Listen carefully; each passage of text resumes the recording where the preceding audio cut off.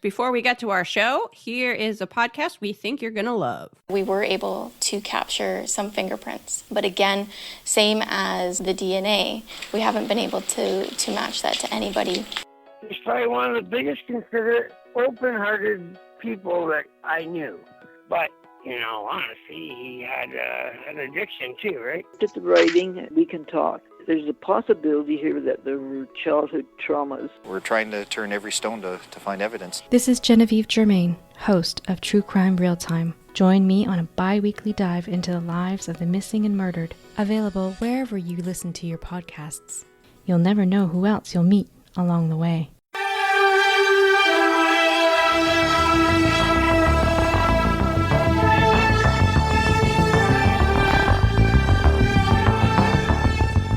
Hello, mystery solvers.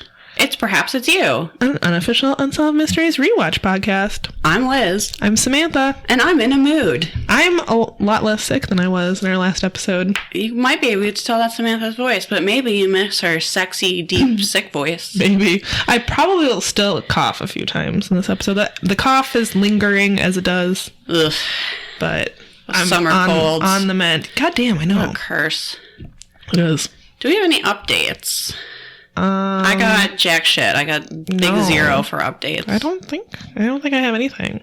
I'm just in a state, surprise, surprise, like everything annoys me.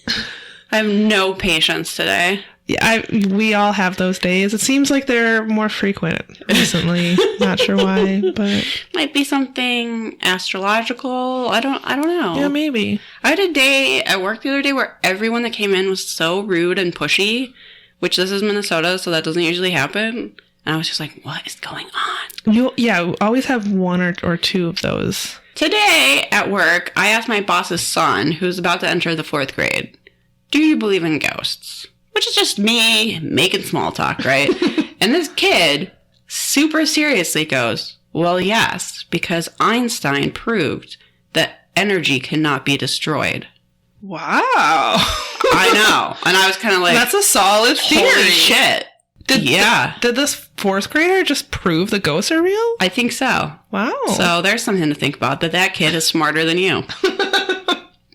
I feel like every 4th grader is smarter than me. It's an interesting age. It's like, some of the time, yeah, because also they're learning all this stuff in school. Their brain is working so fast, and right? they're watching all the YouTube videos. They just like know fucking everything. But then also, so sometimes it's like, you're like, oh, that was very profound, child. And then sometimes you're like, oh, right, you're just a little child. I have a second cousin, I guess. It's my cousin's kid that is around that age. And I was leaving a family event saying goodbye to everybody. And he declares very loudly that I need to make sure that I give my dogs flea and tick prevention because because fleas carry the bubonic plague. Oh.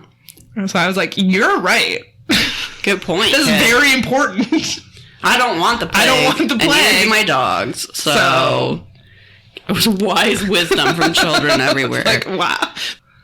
All right. We're here to talk about, this is season 4. What is it? Episode 9? Episode 9, season 4. This one's pretty decent. Let me pull up my information on I just made so much noise. My first one. I want to say before we even get started, I'm not responsible for this mystery. You might be watching this going, Liz, did you send these pipe bombs? But no, I was a small child at this time, and I was not so smart that I was proving ghosts exist, so it wasn't me. Okay, so this mystery is a wanted? That's literally my first... No, I am not responsible for this bombing. Because you might think I was. This is the mystery of the televangelist bomber. Yeah. So, as you might guess, this is someone who sent bombs to televangelists. Not a televangelist who was bombing people. No. That maybe we would have... I've never heard of this before. I never knew this was a thing. No. As we said, we are not responsible for this. I don't want anyone to get blown up by a bomb. I have opinions about televangelists, but I don't want them to be bombed. I think we've established that making bombs is hard, and also I don't know how to do it. Yeah, I could never figure. I'm sure there's math involved, especially to like get one to go off at like the right time. That seems extremely difficult. I'm very sure I would blow myself up. Yeah, exactly. I would blow up my whole house, probably my whole neighborhood. This was not me. There's no way. Okay, so televangelist Pat Robertson, his daily broadcast over CBN, the Christian Broadcasting Network, are seen in nearly 1 million households nationwide. I'm not wishing him bombed, but it is a bummer that he's still alive. I wouldn't wish him to be bombed, but like, what if he got bed bugs? Yeah. Like that and like a really horrible like foot fungus. Yeah. And something that prevented him from talking. His also. toenails fell off, and then he could just never speak again. He's a really terrible person. Yeah. So I do sort of understand what motivated this bomber. Sure, I understand disliking Pat Robertson. Absolutely. So, Robert Stack keeps calling his opinions controversial. In the mystery, we see him standing in front of a whiteboard, like with, I don't know, divorce equals bad written on it or something. I'm not really sure, but he got that from the Bible, everyone. Yeah, he actually tells us in the recording that God hates divorce, which I never read that in the Bible, but maybe. I'm sure God has other things to worry about, just like the whole universe. No, your divorce. He's very concerned about it. It's very like he hates it. Self-centered in a way. To think God gives a shit about divorce. About your divorce or someone's divorce. Like That's in true. the whole like workings of the cosmos, he was like, I don't know, you entered a legal contract. Like no. Must stay together. Robertson's broadcasts originate from his headquarters in Virginia Beach, Virginia. Each day, thousands of letters and packages arrive at the CBN mailroom. Most of them are donations from viewers, but on April 27th, 1990, Scott Sheepers, a CBN security guard, was called to the mailroom to check a package addressed to Pat Robertson. He's quoted as saying, "When I looked at the package on the monitor of the x-ray machine, I didn't see anything that led me to believe there was a problem, or it was very suspicious." So apparently they get so much hate mail that every piece of mail needs to be screened before it arrives. They have an x-ray machine at their headquarters, and this poor man, Sheeples... It was his job to look into suspicious packages. Yeah, look at it. Do you think we need to start X-rating all of our mail? You know, we've gotten a few strange things, but they have all been in good... You know, we've never gotten any hate mail. No, we haven't. Anything like that. You know, and the worst thing we've received is that 1-star review or whatever when you declared you wouldn't salute the flag.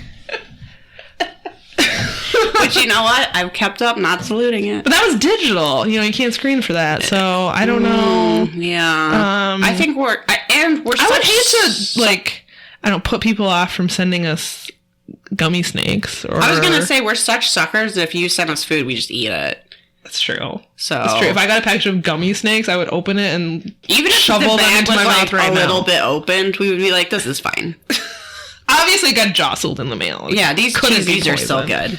Are we telling people how to murder us right now? Maybe. They already knew. That's true. That was not a secret. It's food, everyone. That's how you murder us. Done. So Sheepers remained on guard and decided to check the contents of the package. He was baffled by several strips of newspaper sticking out of the box.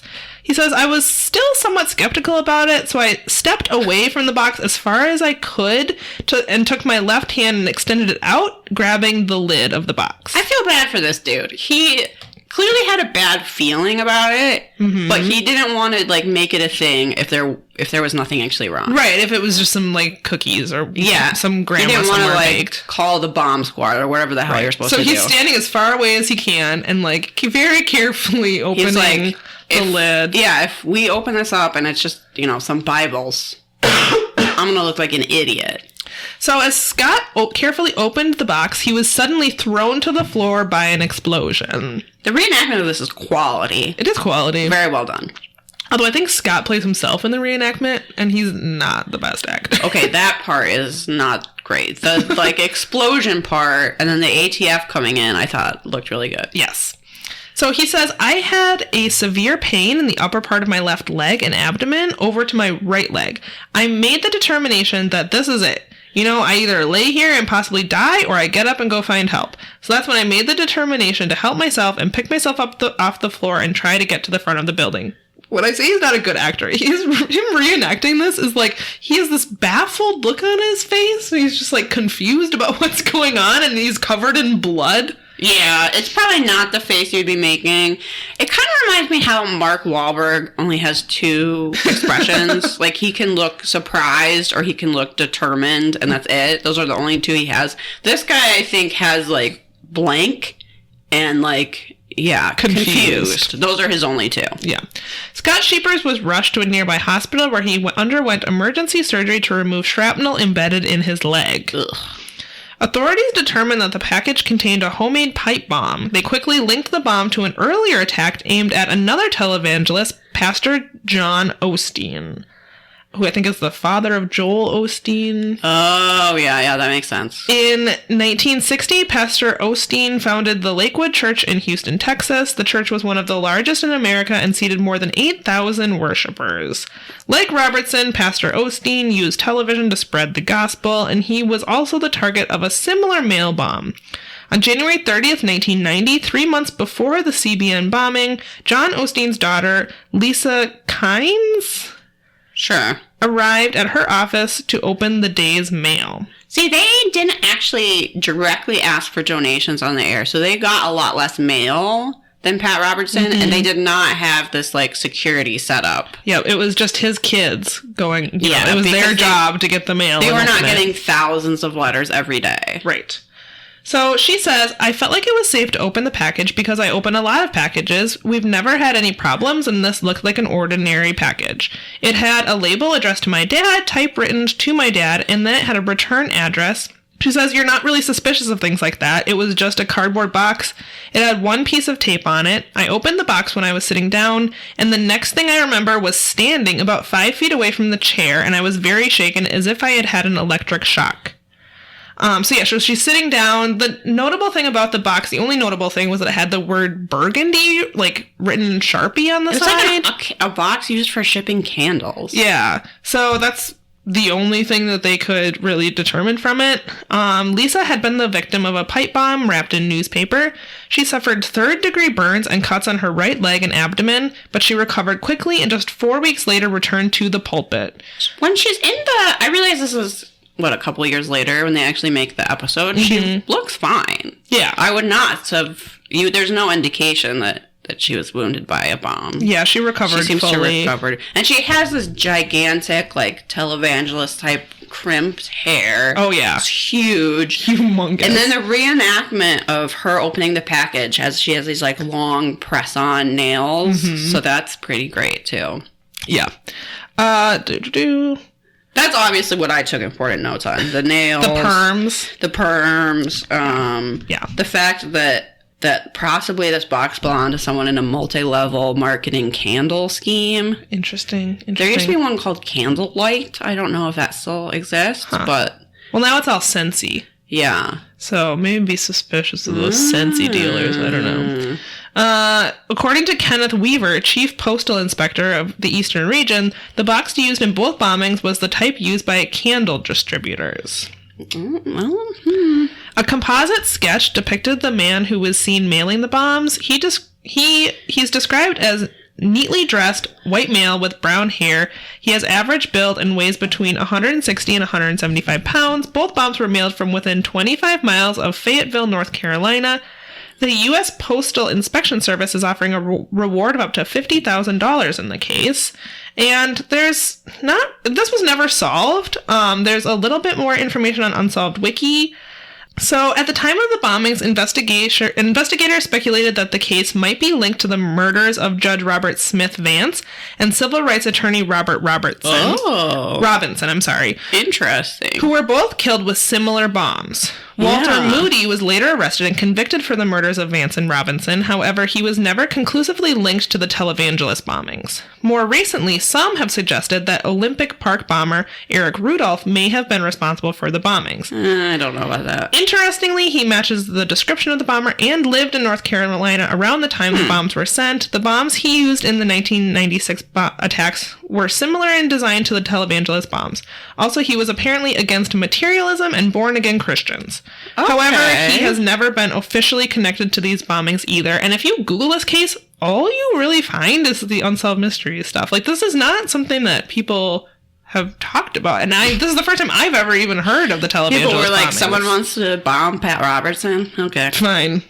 I thought it was interesting that both of the people who were actually hurt by the bombings, which are not the televangelists, and if you think about it, obviously wouldn't be. They're not opening their own mail, bombers. Think about it.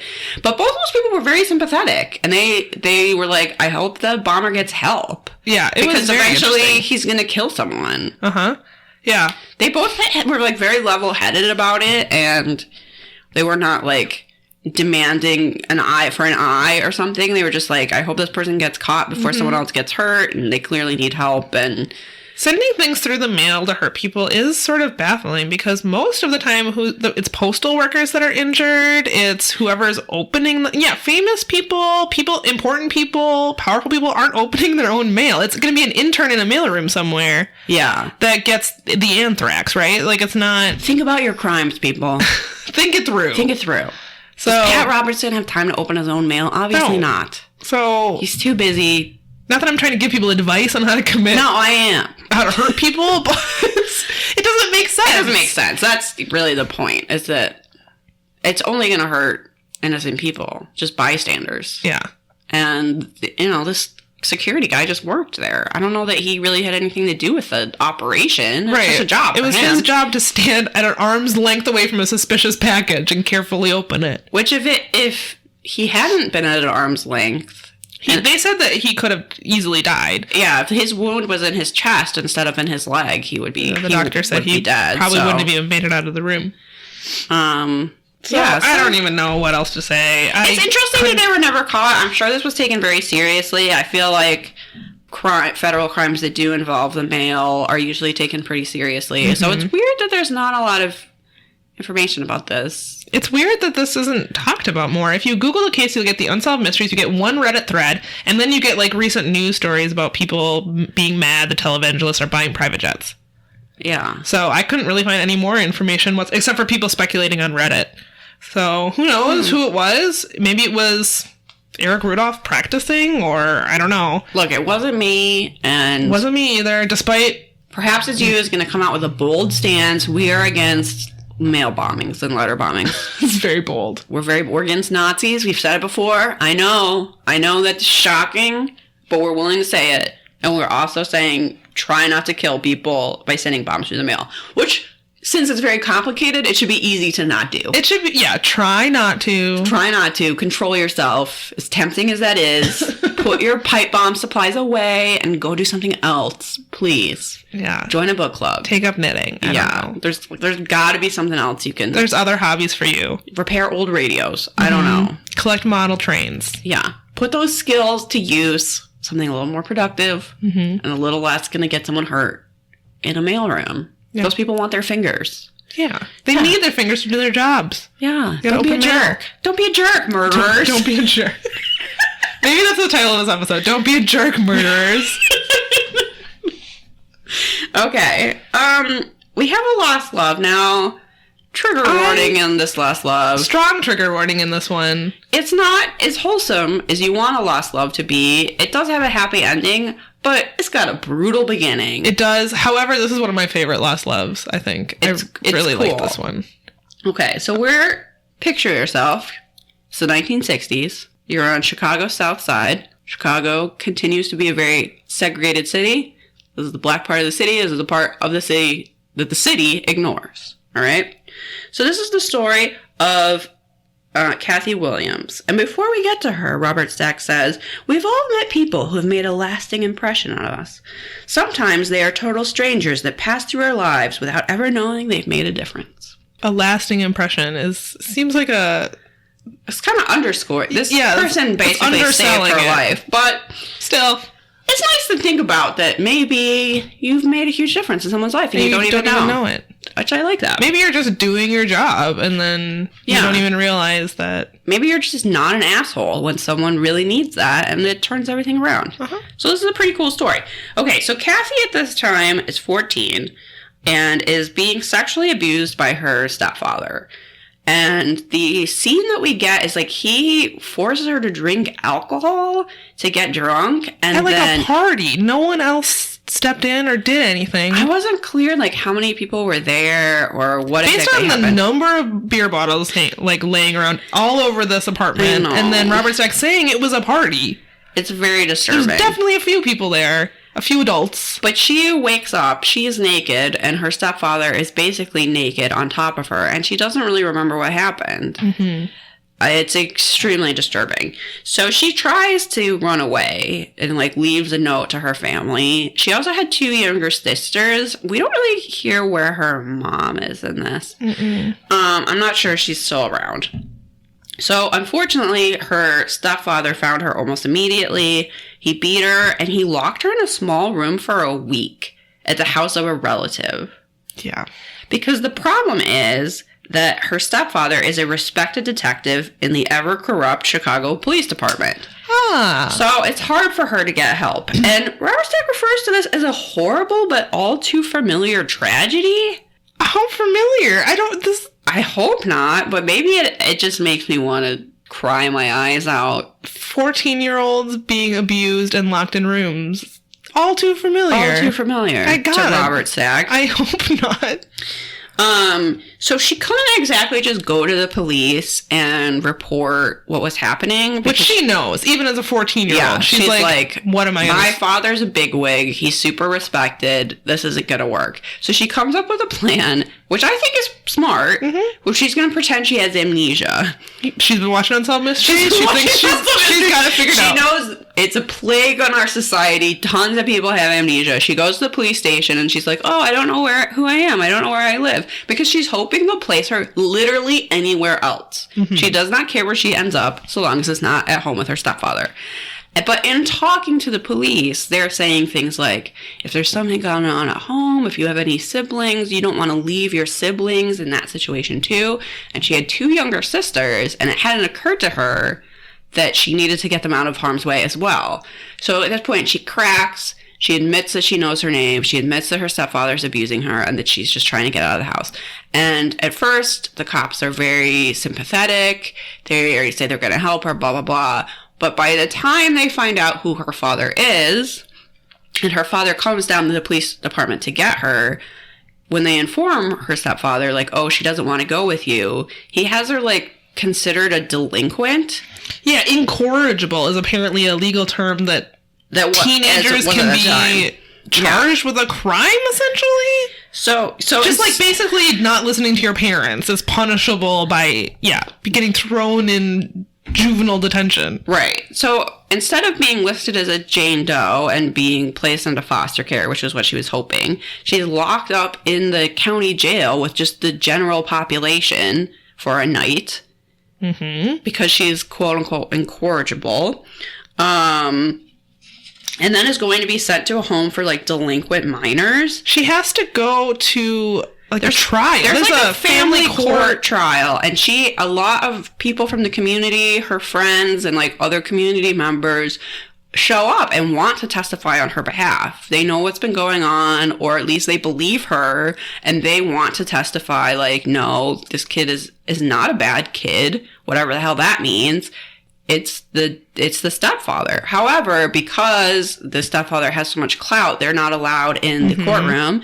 And also her file, which had affidavits testifying to the abuse and validating her story, that file is conveniently lost. Yeah. So the only side the judge gets is from the stepfather, who says she's out all night, she's doing drugs, she barely comes home, she's doing underage sex work, like, from what we he's can completely tell, lost control over her. I don't even see her getting an opportunity to... I don't even think she gets to speak or even...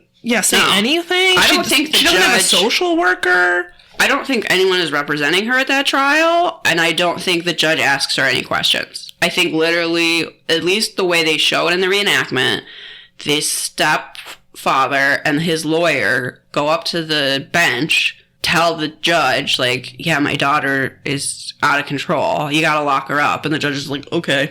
Yep. Gavel.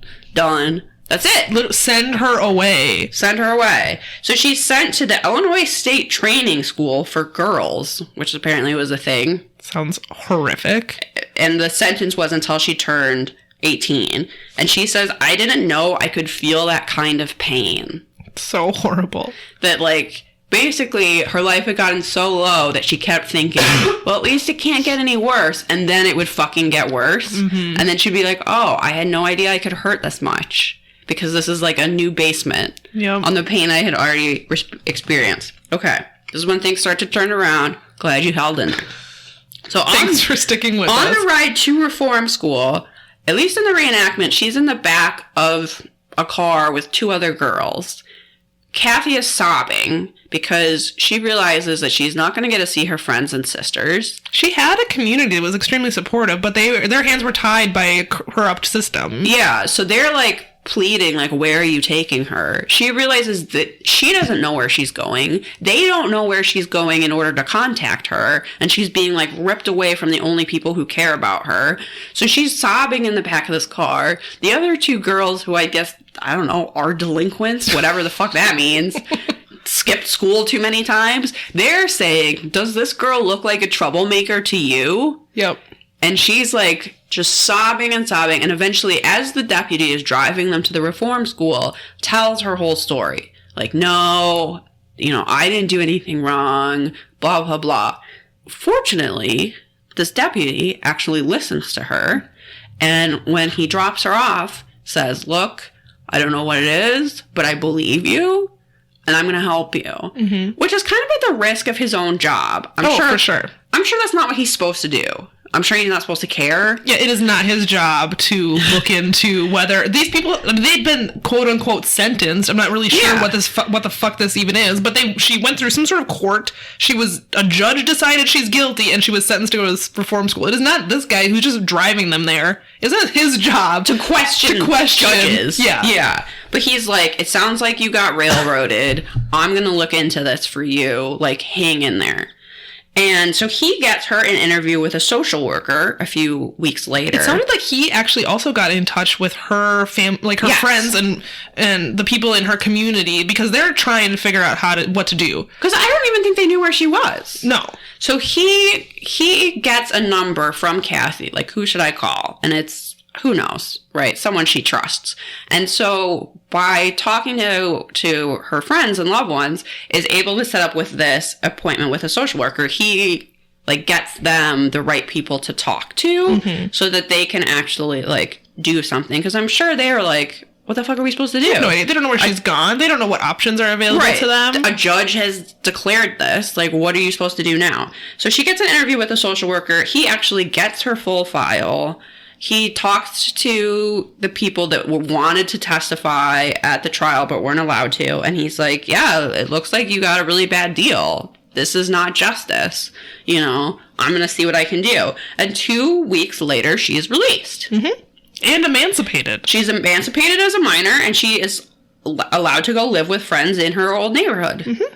Who she considers her true parents. Yeah, right. Like, obviously she doesn't want to go back to living with her stepfather. It sounds like, we don't know exactly, but it sounds like her family, at least some members of her family were somewhat complicit. Someone has the place where she was locked up for a week. Yeah. So I don't know that she could go live with someone who's actually related to her, but she had people in her neighborhood that she could go live with, and she goes and lives with them. Mm-hmm. And she refers to this deputy, she doesn't know his name, but she refers to him as her knight in a paddy wagon. I love her. She's really cool. And she is right in thinking that her life could have gone in a very different direction if he hadn't believed her. And nobody even was interested in listening to her or her side of the story. She was 14 at this time and was going to stay in that reform school until she was 18. Yeah. And so she feels like she owes this person her life and, like, the way that her life turned out. Mm-hmm. And she goes on to have a son. And they show a picture of her son, and her son's really hot. Extremely. So that's important, too. Gotta mention that. And then, so the update is, he was watching the broadcast. Yes! His name was Fred, I think. I didn't write that down. He was. I was just so happy that you don't get to see the reunion. That's the only thing I would change about this. this segment, was if we could see the reunion. Maybe they wanted it to, be a private matter. But she did get to reunite with him and thank him. Yes, because how cool for that guy. Amazing. Who, really put himself out there to help this girl and could have gotten fired and was willing to risk that to do what was right, and it worked out. And so this is really a heartwarming story. He got the thanks, the pat on the back that he deserved. And he got to know that he made a big difference. And we got to know that her son is freaking hot. Extremely. Liz is fanning herself. It was a good story. It's rough and it's horrible. Yeah. And I hope it's not as common as Robert Stack says. God. But it's nice to know that when the system completely fucking fails, this one guy was willing to do the right thing. I love these last lives. I mean, her story is horrendous, and it would be better if that had just never happened. But what a fucking happy ending. But that guy's a hero. He's a hero, and I salute him. Yes, as do I. I salute her hot son as well. Well, yeah. Okay. We have another mystery in this episode. This is an unexplained death. This is wild. This one, yeah, this is a wild story. So this is the murder of Beverly McGowan. In early July 1990, 34-year-old bank clerk Beverly McGowan began advertising for a roommate to live with her in her Pompano Beach condo. I definitely pronounced that wrong. She soon found a potential candidate, a British woman named Alice. Alice drove a nice car and appeared to be a successful career woman. They also shared an interest in the New Age movement, particularly numerology. Every time Robert Stack talks about something New Age, he calls the New Age movement. Is there really a movement? I'm not sure that's the right way to describe it, but whatever. It is always... They both were interested in numerology, something that Alice immediately took advantage of. Yeah. Alice agreed to do a chart for Beverly using numbers from her personal life. She asked for her passport number and birth certificate information, which, Liz, is that something you typically give at your I don't even think... your birth certificate and your passport number? I don't even know where my birth certificate is. And do you throw in your social security number while they're in it? That tells you a lot about your chart. It reminds me of that joke on the Wild Wild Country parody where the cult leader's like, you have to leave your family members behind. If you could put their banking information into this basket. So apparently she did a chart with her using her birthday and whatever, and then came back and was like, I need more information. I need more numbers. I need your passport number. I need your passport number, your social security number, your banking route number. After the chart was completed, Alice told her that she would find true romance and accumulate great wealth. However, she also claimed that a man and woman that were close to her would deceive and hurt her. Which, was that supposed to be her brother and sister? On July 17th, a few days after Alice moved in, Beverly vanished. On July 19th, several of her family and friends received letters from her claiming that she had sold her condo and was planning to start a new life. Her loved ones, however, were suspicious. I just want to say on the record right now that I'm never going to send a letter like this. No. So if you get a letter from me that's like, hello, dearest brother, I've decided to sell my home and all of my belongings and walk into the woods, No. It's not happening. I want my shit. It's not being sold until there's a great estate sale after my death. I could never leave my dogs. This is just flat out not happening. No. Her siblings, Steve and Jane, went to her condo to investigate. Her car was gone, her phone was disconnected, and she had not been seen at work for 2 days. Her nightgown was on her bed, which had also not been made. They said it looked like she just walked out. To Beverly's siblings, it appeared that she had just left and had planned to come back. Other than her car, the only things missing were her 2 cats, address book, birth certificate, and passport. They later learned that she had sent a telegram to her mortgage company authorizing them to foreclose on her condo and dispose of her personal belongings. Okay. Which is very strange. Wouldn't the bank be like, what? Please foreclose on my house. Please throw all of my crap in a dumpster. No one will want any of it. Thank you. Farewell. Thank you, bank. On the same day that Beverly's family and friends received letters from her, her mutilated body was found. I was still just imagining this letter. Dear bank. Please foreclose on my house. I have no need of worldly possessions. I'm moving to a higher plane. Please rent 2 dumpsters. And they're just like, what the fuck? We don't do any of these things. It's a handwritten. It's just like, please throw all my stuff in a dumpster. Yeah. Very, very bizarre. Oh, Alice. So, Beverly had been dumped in a remote canal in St. Lucie County, Florida, 100 miles from her home. Her killer had slit her throat, removed a portion of her head and hands, and cut a tattoo off her abdomen to delay identification. However, they didn't realize that she had another tattoo. This was a yellow rose and it was on her ankle. Along with the tattoo, dental records positively identified the body as that of Beverly McGowan. This is disgusting and terrible, but also a reason to get secret tattoos that very few people know about. That's true.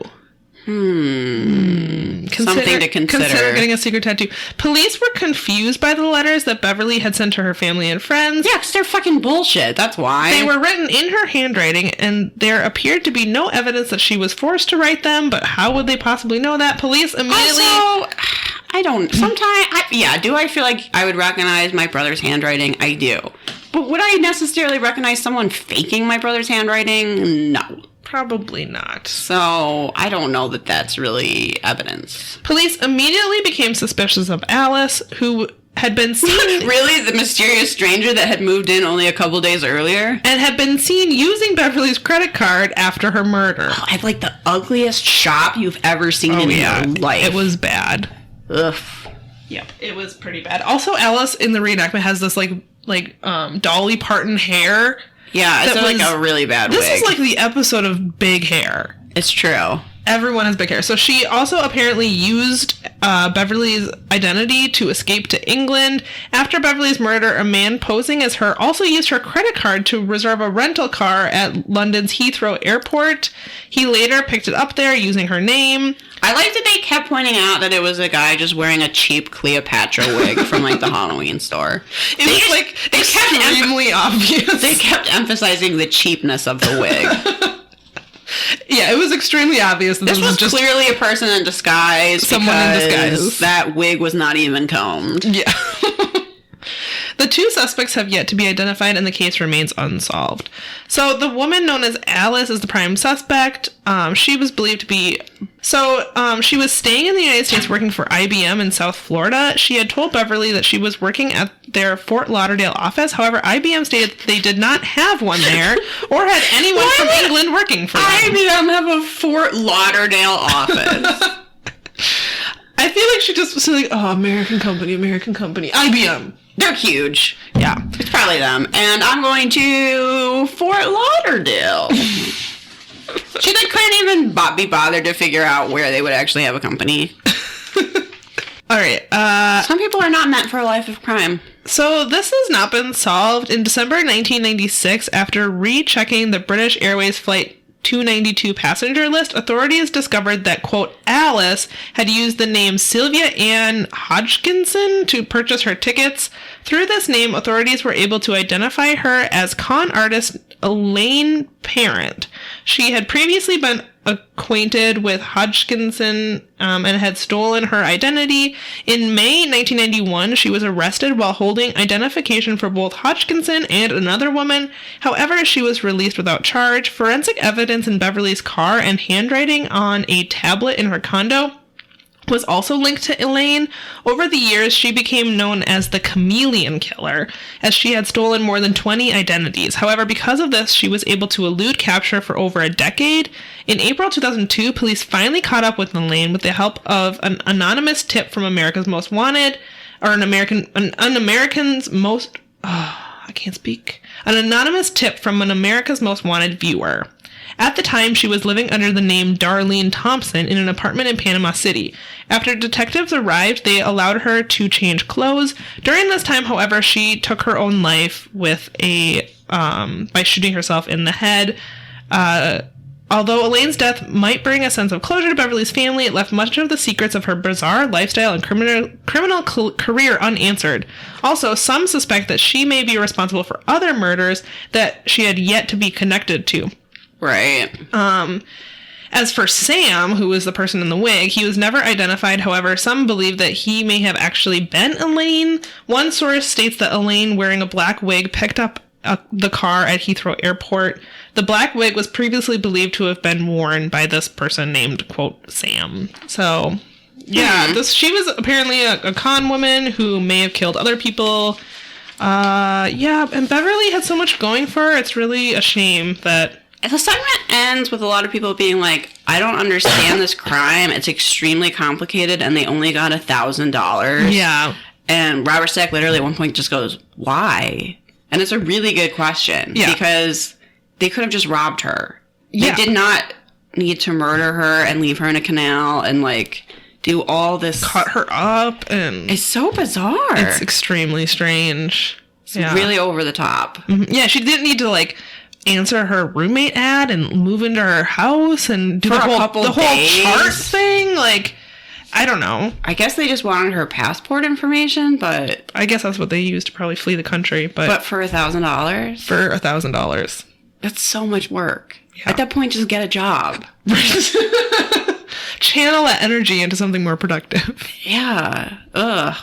Really, that's an awful one. Yeah, I can't believe I haven't heard of that before. Pretty bad. I did draw a mustache from it, but... Oh, is that the very small, like, mustache? I called it the dullard. Yeah. It's just kind of boring. So, I have one more. Really, he needed to let that mustache extend a little bit farther to the sides. It looked very awkward. There's really no spectacular mustaches in this episode, so you can pick between that one and this last one. Which one is your favorite? But both of them are pretty generic.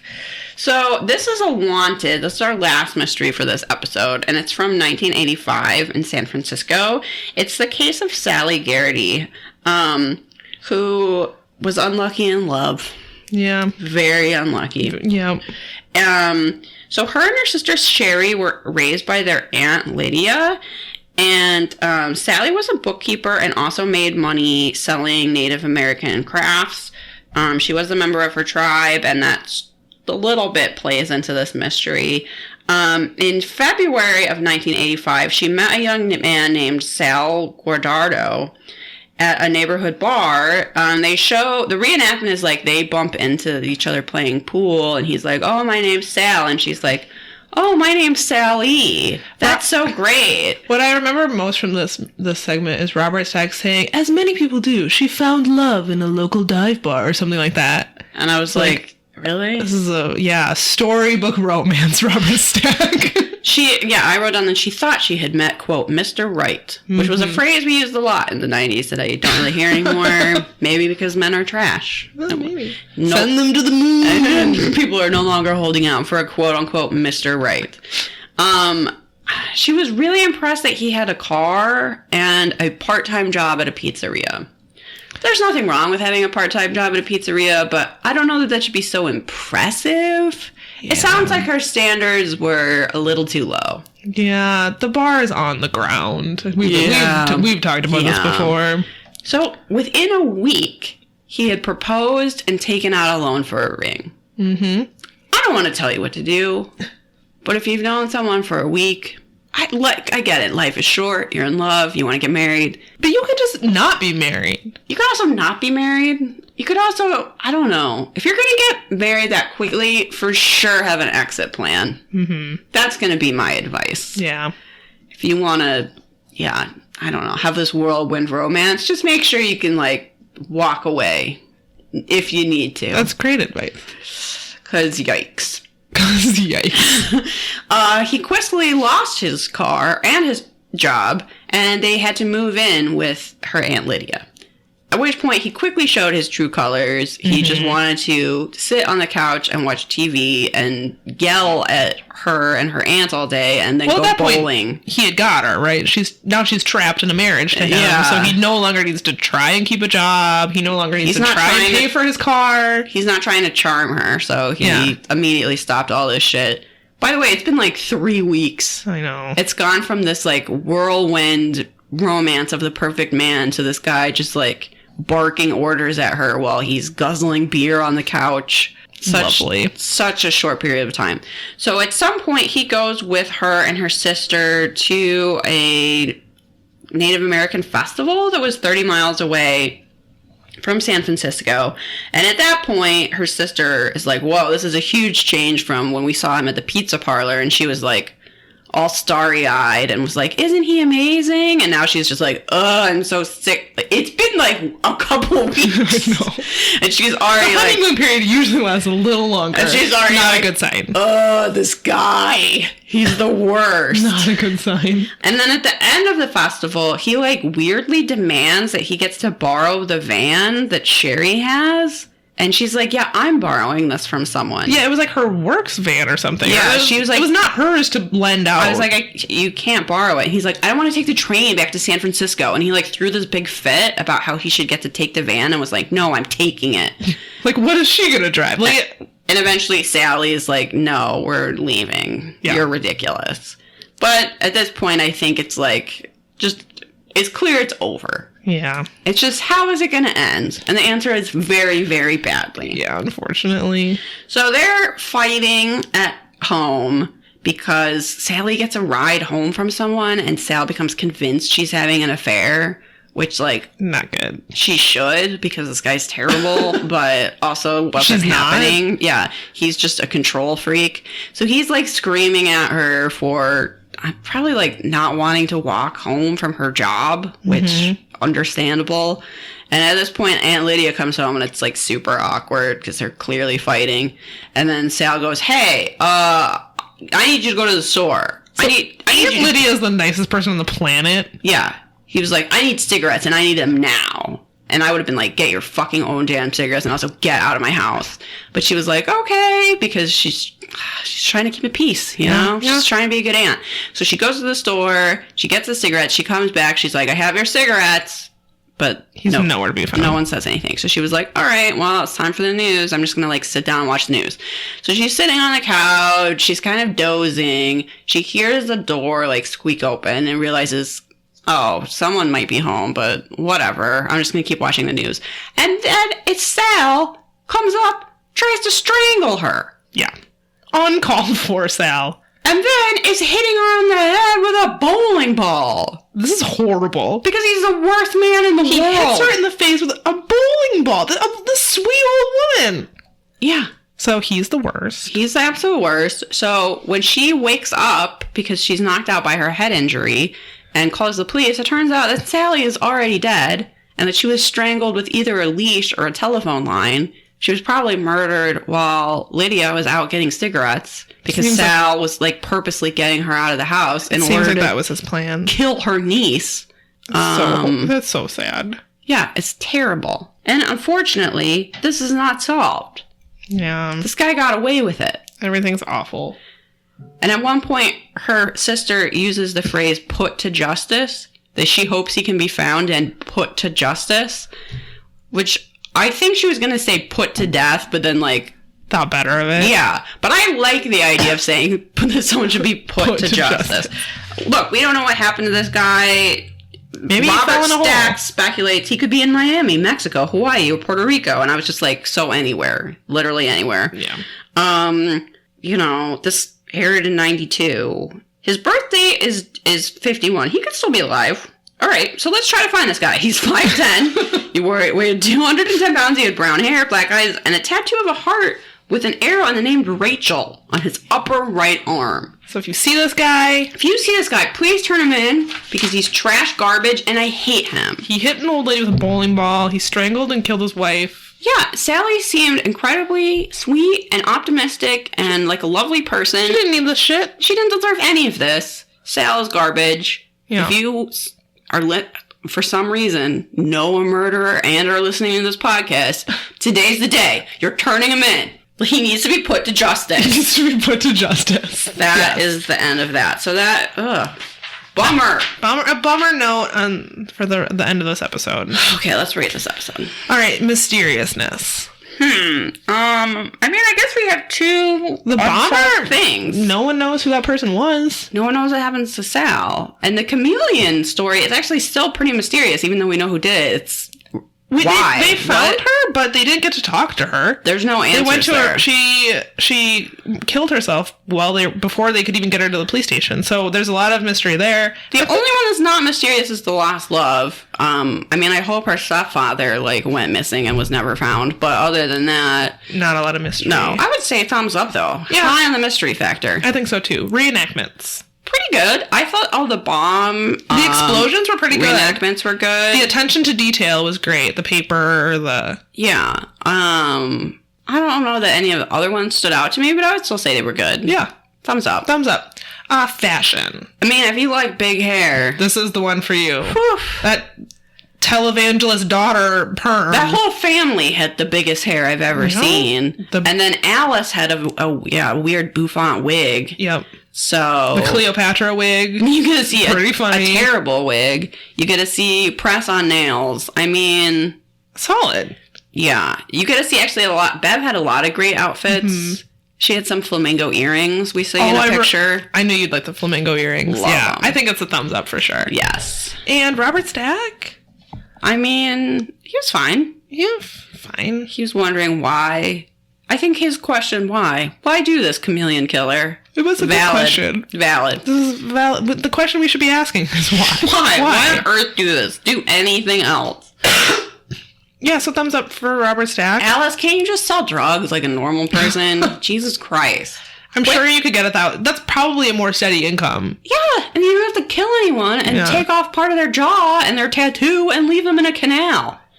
Ugh, Alice. Awful. All right, how do you rate this episode? I really like The Lost Love. I love a heartwarming story. Lost Loves are my favorite. You get some. I hated having to talk about a televangelist, so there's that. But it was interesting because I'd never heard of the case before. Yeah, I think this is good variety. I think these are interesting cases that could actually use some more attention. I would love it if we get an update in a few weeks that Sal was caught somehow. That would be amazing.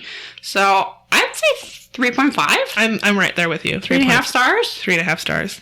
Yeah. 3 and a smidge stars. Mm-hmm. It's pretty solid. It was solid. I was happy we got a good Lost Love in this one. The killings are kind of brutal, Yeah, but they were.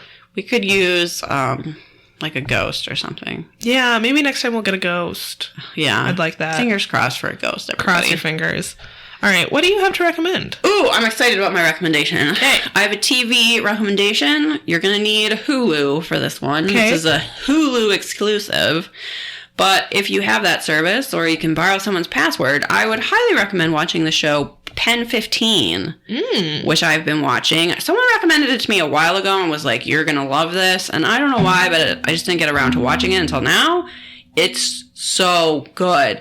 I love it. And it's not really like anything else we've recommended previously on the show. It's about like being a middle schooler in the year 2000. Okay. And interestingly, the two main characters are like playing themselves as kids, even though they're in their 30s. It sounds dumb, but it somehow works. And it's actually like amazing.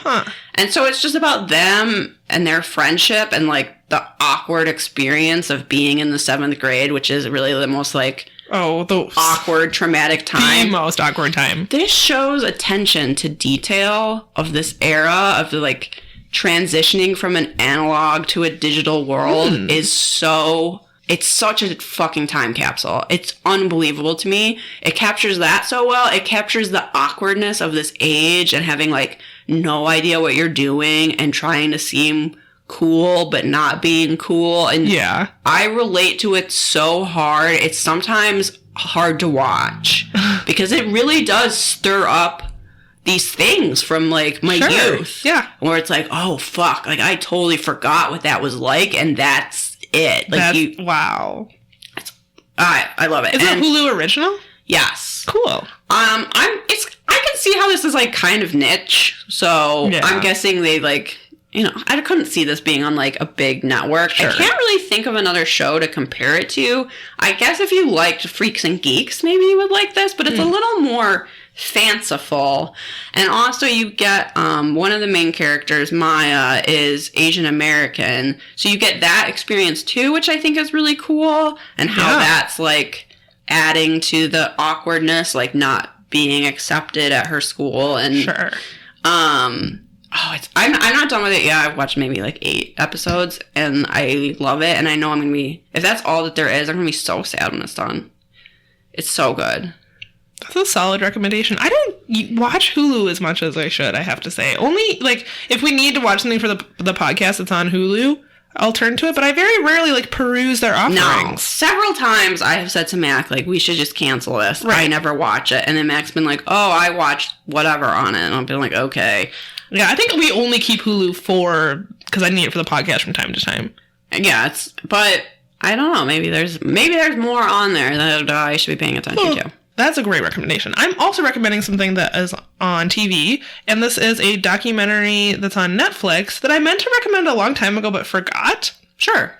This is a documentary that my husband and I stumbled upon. It's called The Last Breath, and I think it's a British documentary. Yes, I think it is.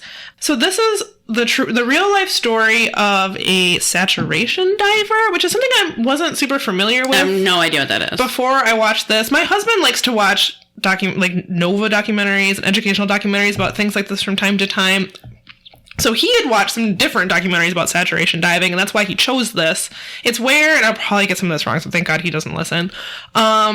These underwater oil rigs have to be like maintained and partially operated by people who are on like the sea floor. They have to go down there and dive and do various tasks.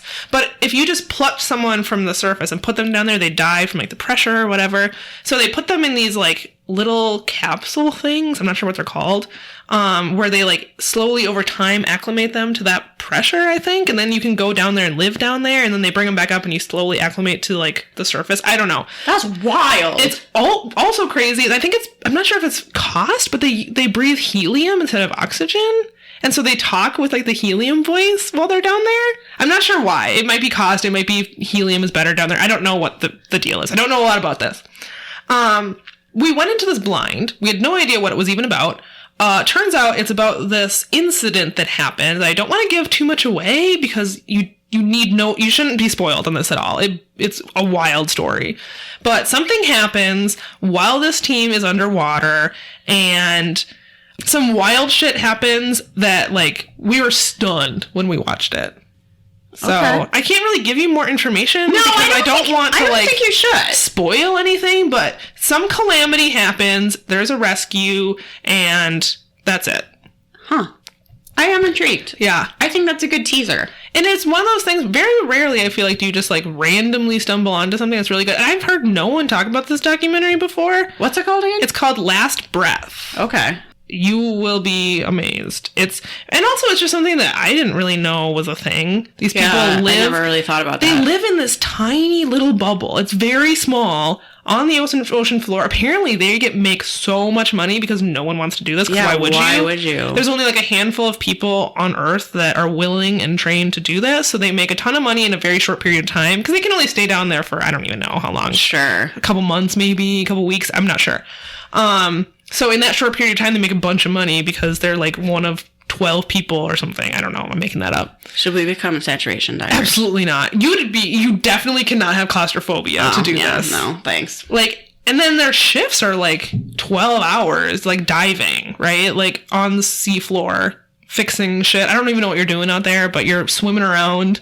You know, doing this with a wrench. And then you go back into this tiny little bubble and you live with like 4 other dudes. Kill me now. No, thank you.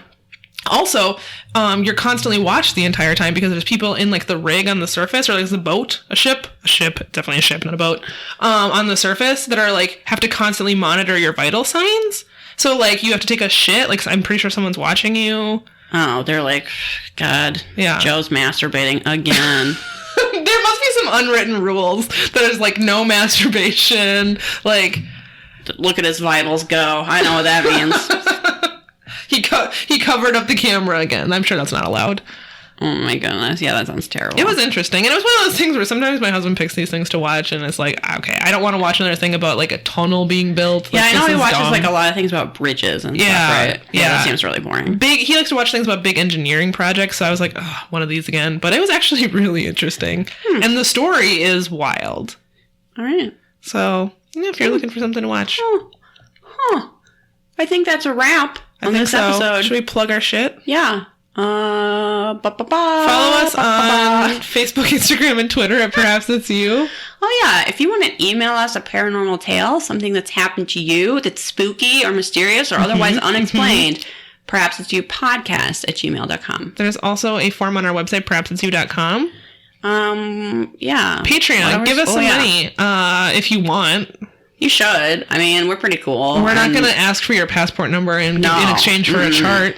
So and there's if you something. give us $1, you get a ton of shit. So it's a pretty good deal. You get a bonus episode every month for one, and we'll send you a postcard. Yeah. So it's a great bargain. And this month's special episode is going to be about the X-Files. We're about to record it right now. Which I think everybody has been waiting for this whole time, so... Liz has, for sure. Samantha's like, not me. And I was like, I didn't mean you. I meant the mystery solvers, Samantha. The mystery solvers. Yeah, I think that's it. Yeah, I think that's it. I feel like we're supposed to say one more thing, but give us a 5-star review. Oh, yeah, on iTunes, Apple Podcasts. We need it. Also, they're our life force. We're trying to get to 1,000. I saw we're trying to get to 1,000 followers on Twitter. No, I want 999 followers by October because it's like 666 but better. It's what Satan wants. So follow us on Twitter, perhaps. If you're not on Twitter, go make a Twitter account and follow us. I don't care. I don't care. It can be a stock account, whatever. We can be the one account you follow. That's fine. Yeah. We'd be honored. Yeah. 999. Let's do it. Follow us and I've pet that dog. Yeah, there you go. That's all you really need. We've already improved your life significantly. Yeah, you're welcome. So, bye.